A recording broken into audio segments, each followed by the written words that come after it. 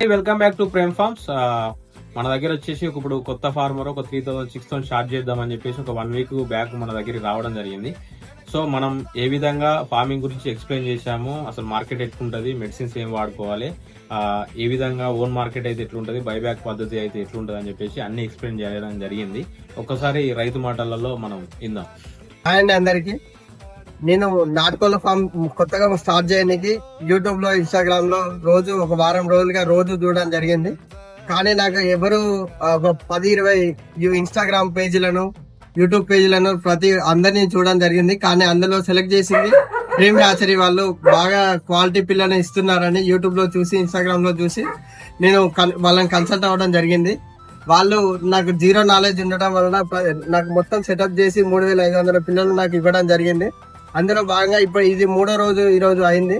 ఇప్పటి వరకు మోటాలిటీ 3 పిల్లలు మాత్రమే చనిపోయినాయి. క్వాలిటీ పిల్లల్ని ఇస్తూ వాళ్ళు రోజు మా దగ్గరకు వచ్చి రోజు ఇన్స్పెక్షన్ కూడా చేయడం జరుగుతుంది. ఈ రోజు దాని ఓనర్ ప్రేమన్న కూడా వచ్చి పిల్లల్ని చెక్ చేయడం జరిగింది.